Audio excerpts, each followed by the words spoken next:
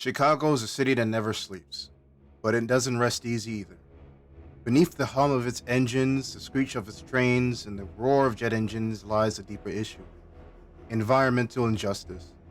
In neighborhoods like Ashburn on the southwest side, noise pollution isn't just a nuisance, it's a daily health hazard. According to Block Club Chicago, Ashburn residents have been pushing for a quiet zone for years, but progress has been slow, and trains still blast their horns multiple times an hour. For locals, this isn't background noise, it's stress, sleep disruption, and potential cardiovascular risk.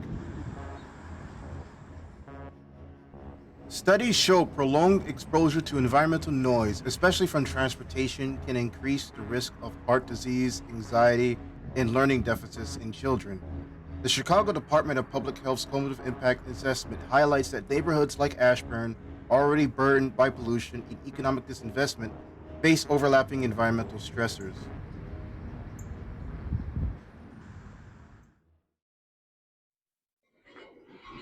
So here I am in front of the Ashburn Diamond Crossing, and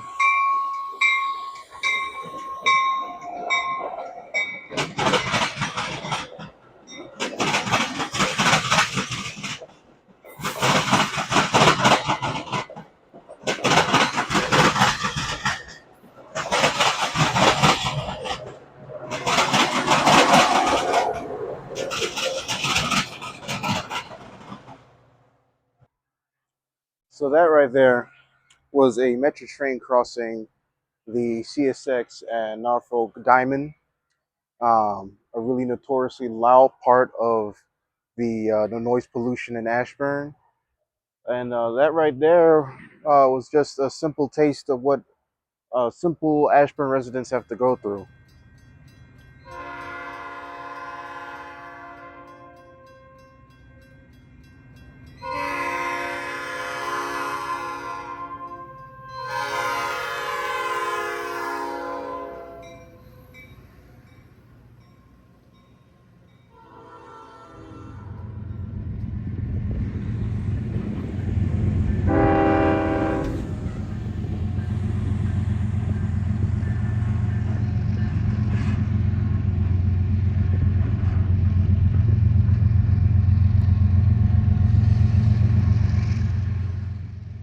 What you just heard were Nathan Airchime horns, known for their incredible volume, the Nathan P5 and the K5HL. These are train horns that are repeatedly heard in Ashburn from Metra, CSX, and Norfolk Southern. And to put that into perspective, they are 130 decibels louder than a jackhammer. And prolonged exposure to sounds above 85 decibels can cause hearing loss. Now imagine that, hearing a 130 decibel horn every single day. That is the reality in Ashburn. Street is arriving in approximately 6 minutes. Southwest Service train number 819 to Orland Park and 179th Street is arriving in approximately 6 minutes. And it's funny. I was actually coming here to try and see if I could find a freight train, and I just pulled up, and there was already a metro train coming. Really convenient, but you get to see it in the day of life of how much noise pollution is this in this part of the city. You have this going on along with the airplanes from Midway, um, the WR Grace facility, and the various other industrial factories around the area, such as the Visco factory. Just a little peek of what happens every single day, essentially, in this part of the city. And then, of course, in the background, that trains and trucks. You know, it's a lot going on.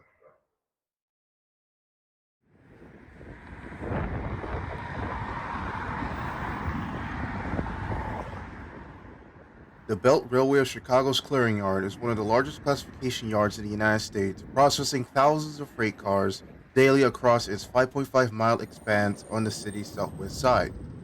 Situated in close proximity to residential neighborhoods like Ashburn, Garfield Ridge, and Bedford Park, the yard produces near constant industrial noise from locomotives, switching operations, and company impacts, with decibel levels frequenting at and exceeding 85 to 95 decibels during peak hours. This persistent noise pollution disproportionately affects working class and minority communities surrounding the yard, highlighting a stark case of environmental injustice where the burdens of freight infrastructure are unevenly distributed without adequate mitigation or community input.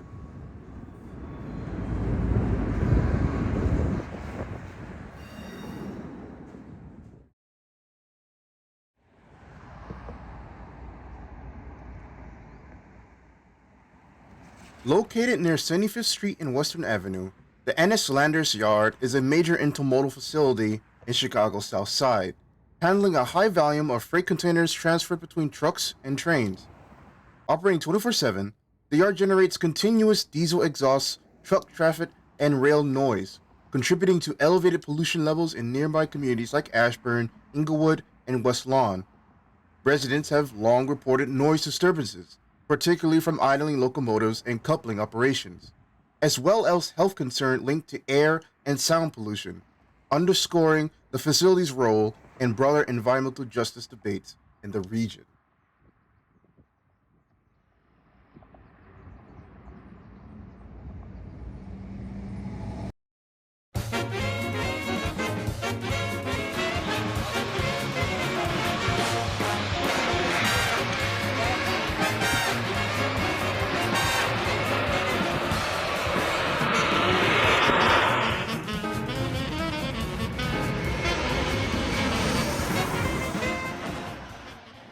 Midway Airport, another powerful contributor to sonic landscape of Southwest Chicago.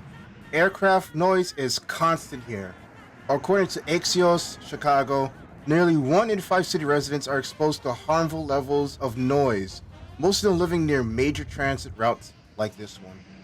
But this isn't just about decibels, it's about who is affected. These communities are largely black and Latino, often with fewer political and economic resources to demand relief. That's where environmental justice comes in.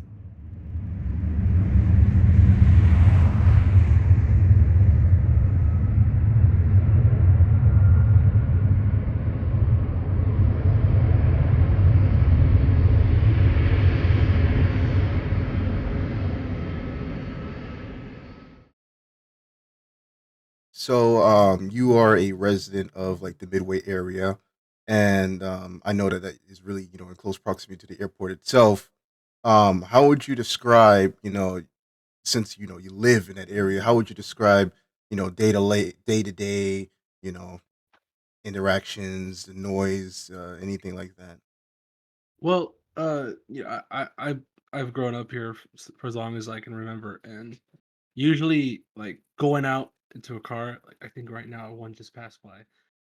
Going out like in a car or when we have block parties, it's always like something that annoys us. So like every few like I guess like 10 minutes or like an hour or so, one just passes by. We all have to stop talking so the plane can come by and it's you get used to it after a while. It's like for me, you can hear it like my house walls are thin to the outside, so you can pretty much just hear a plane come by like the one I did like before, and pretty much like any other day. But over like I said, over time you kind of just numb it out and you kind of forget about it. It's just part of life. This incredibly noisy facility that in person is a lot louder than you think is the W.R. Grace Catalyst Plant, which is a significant facility specializing in the production of catalysts and silica based materials used for refining and petrochemical processes. The facility has experienced environmental incidents before. According to the Illinois EPA, in 2010, a chemical spill at the plant resulted in a cloud of nitrous oxide, necessitating the evacuation of the facility. Now, according to my decibel reader, we're clocking at a constant 85 to 90 decibels. And quite literally across the street are residential homes. So take what you will with that.